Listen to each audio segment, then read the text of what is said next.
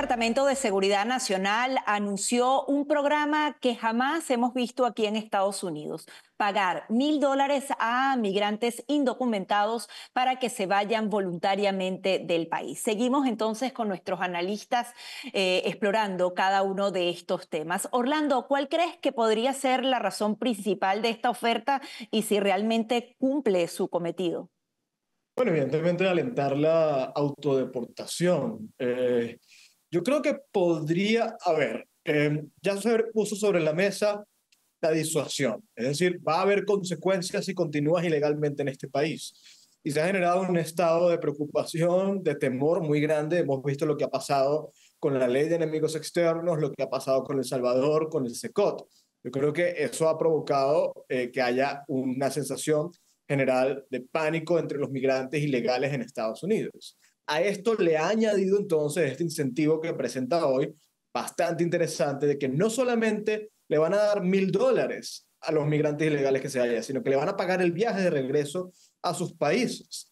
No sé si $1,000 es suficiente para muchos, porque muchos pues prefieren asumir el riesgo de continuar en Estados Unidos porque tienen a su familia en Estados Unidos, porque tienen sus cosas en Estados Unidos, etcétera.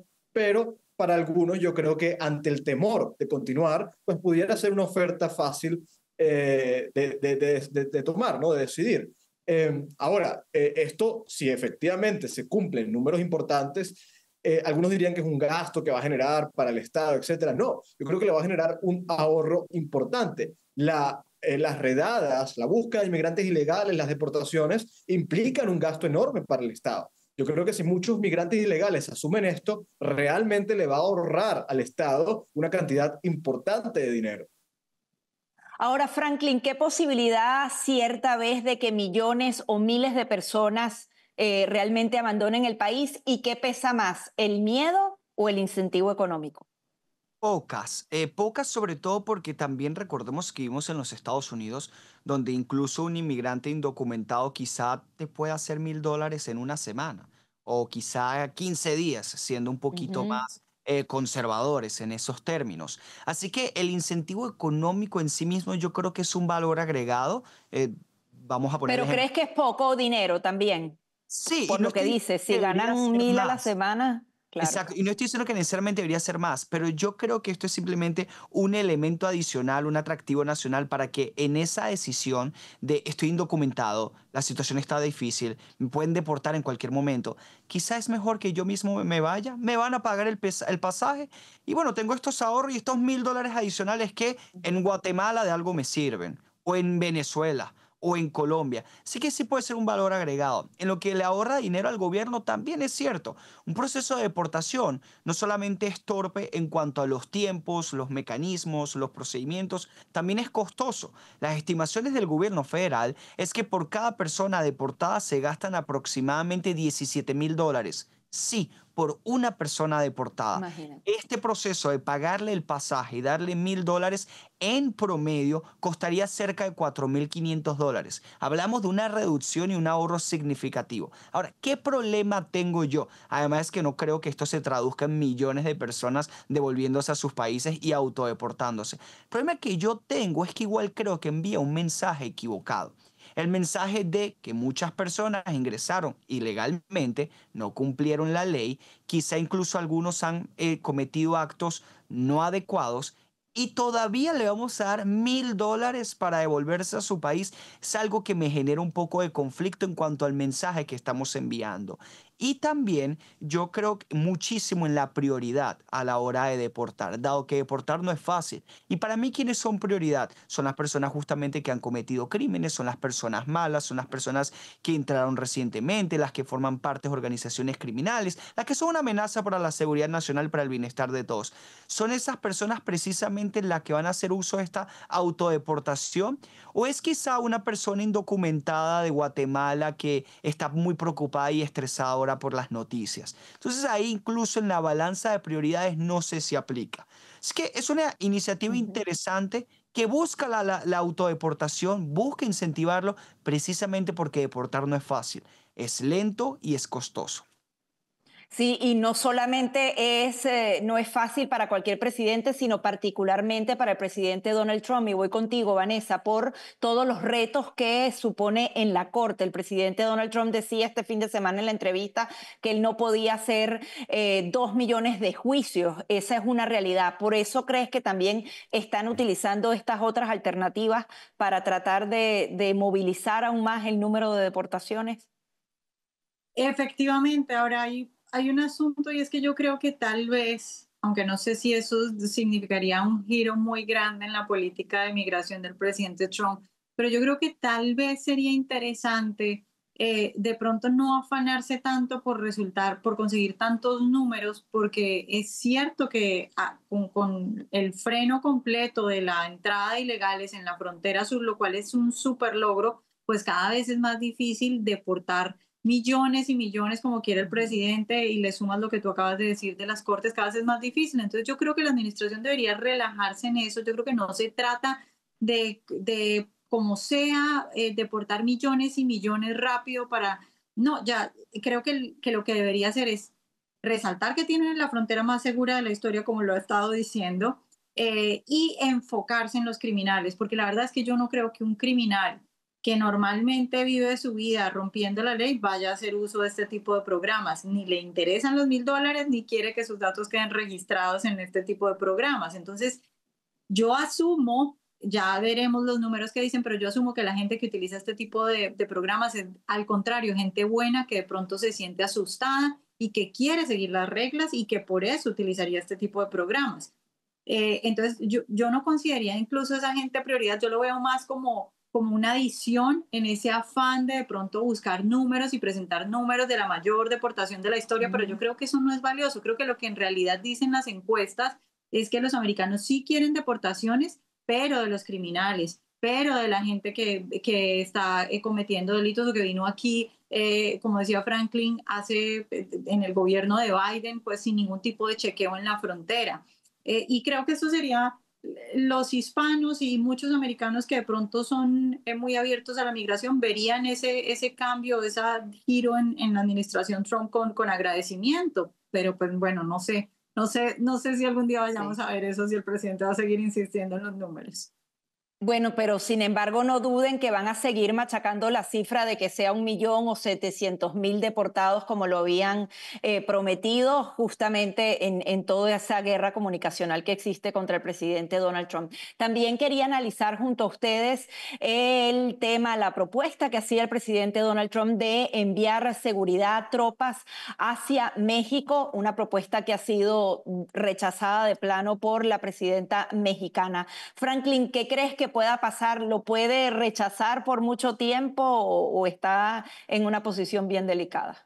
Está en una posición delicada, sobre todo porque vemos que Donald Trump puede utilizar otros instrumentos y herramientas para tratar de avanzar lo que está en los intereses de Estados Unidos. Aquí podemos hablar de aranceles, podemos hablar de sanciones. Yo recuerdo un comunicado cuando la administración Trump recientemente tomaba poder donde básicamente acusaba al gobierno mexicano de ser un gobierno amigable con el narcotráfico. Y no basta únicamente citar a la administración Trump, es el propio eslogan de campaña de Andrés Manuel López Obrador, el presidente que estuvo antes de Sheinbaum y quien básicamente la puso ahí con su respaldo y popularidad. Ellos quieren una política de abrazos y no balazos contra el Ujú. crimen y contra el narcotráfico. El problema es que esa política está afectando a los Estados Unidos cuando ingresa el fentanilo, cuando el cartel de Sinaloa y Jalisco Nueva Generación tienen tanto poder también en la frontera y se aprovechan de los migrantes y causan daño también a los Estados Unidos. Así que yo espero que, aunque dudo que el gobierno mexicano pueda entrar en razón, ¿por qué un país, por qué una persona, por qué un gobierno no estaría dispuesto a que una potencia militar y de Ujú. inteligencia como Estados Unidos te ayude a solucionar tu principal problema? Porque recordemos que el crimen organizado es un problema real en México. No es que el partido de Morena lo ha solucionado, todo lo contrario. Y Sheinbaum literalmente se está negando a una ayuda del gobierno de los Estados Unidos. Así que yo creo que esto simplemente habla de la complicidad que existe dentro de los estados, pero también del reto que tiene la administración Trump de encontrar la forma de cómo sea igual solucionar este problema. Pero aquí no hay excusa. Esto no es únicamente un tema ideológico de buscar una soberanía absurda o un mensaje anti Estados Unidos. No, hay que decirlo de frente. El gobierno mexicano es cómplice con el terrorismo, con el crimen organizado y con los carteles mexicanos de droga. Vanessa, hay experiencias en el continente, incluso yo creo que gran parte de ese narcotráfico que Estados Unidos ayudó a combatir en Colombia se mudó precisamente a México. ¿Cómo rechazar esa ayuda si ya existen planes que realmente fueron efectivos y que lograron realmente disminuir de manera significativa el narcotráfico? ¿Cómo lo ves tú en el análisis más allá de la posible complicidad que pueda tener la presidenta o no en su país? Y sí, ese es un tema muy interesante porque definitivamente Colombia estaba completamente inundada de coca cuando el presidente Uribe llega a la presidencia. Y si no fuera por la colaboración de Estados Unidos, el presidente Uribe no lo hubiera logrado. Estados Unidos fue fundamental en salvar a Colombia es una gran oferta y bien utilizado puede salvar a un país como lo hizo con Colombia. Ahora, el asunto con México es que el narcotráfico en México está metido hasta los niveles más altos en todos los partidos, en todos los sectores de la sociedad. Yo recuerdo a alguien una vez decir que era muy común que en México todo el mundo dijera que en México el presidente en cierta medida muy importante lo pone de hecho el narcotráfico, es decir, que era imposible llegar a la presidencia si en cierta medida no tenías relaciones con el narcotráfico. Y eso pues ya es otra cosa, porque ya no se trata solo de pelear con el narcotráfico, sino de pelear con todas esas estructuras internas. Y yo creo que no solo es el hecho de decir, porque yo no sé si Claudia Sheinbaum, ella directamente tiene relaciones, quiere o no quiere, pero más allá de eso, todos estemos del lado que estemos, yo creo que podemos ver que si se molestan a ciertos sectores, va a haber una guerra interna en México. Ahora, ¿eso se tiene que enfrentar? Sí, se tiene que enfrentar porque si no, nunca se va a acabar. Pero evidentemente yo entiendo porque hay muchos políticos que incluso cuando ellos mismos no están involucrados con el narcotráfico, les daría miedo políticamente hacer esto, pero es algo que se tiene que hacer y es algo que se tiene que planear de una buena forma y es una oportunidad que se debería trabajar ahora que está el presidente Trump en la Casa Blanca. Ahora, Orlando, el presidente Trump dijo que la presidenta de México tiene miedo a los carteles mexicanos. ¿Qué crees tú? ¿Cómo lo identificarías? ¿Es miedo? ¿Es comodidad? ¿Es complicidad? ¿Cómo podrías definir lo que realmente siente esta presidenta? A ver, el gobierno mexicano está muy condicionado al narcotráfico, no de ahora, sino de antes. Yo no voy a decir, porque sería especular, que la presidente Sheinbaum es una pieza del narcotráfico, está voluntariamente sometida al narcotráfico, pero yo sí creo que está limitada por el narcotráfico. Hay regiones enteras en México que son controladas por los cárteles del narcotráfico. Por cierto, no estamos hablando de un desierto remoto, no, estamos hablando de grandes ciudades, regiones de Quintana Roo, Acapulco, etcétera, turísticas, son controladas por el narcotráfico. Obviamente gran parte del el noroeste mexicano, etcétera. Es decir, la penetración del narcotráfico en México no tiene precedente. Puede ser que aparte de Venezuela, México sea el otro estado latinoamericano más condicionado al narcotráfico. Por lo tanto, el gobierno mexicano sí está de brazos cruzados. En ese sentido, la única salvación que podría tener la sociedad mexicana es lo que propone el presidente Trump, y es que sea el ejército americano, que sean las fuerzas del orden, estadounidenses, las que entren en México para tratar de combatir y aplacar por completo al narcotráfico.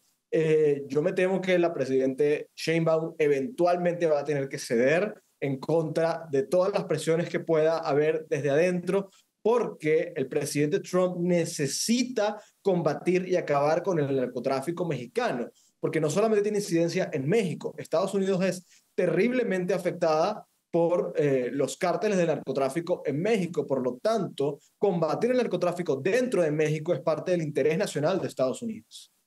Sí, la presidenta está entre la espada y la pared. Muchísimas gracias a todos por sus comentarios.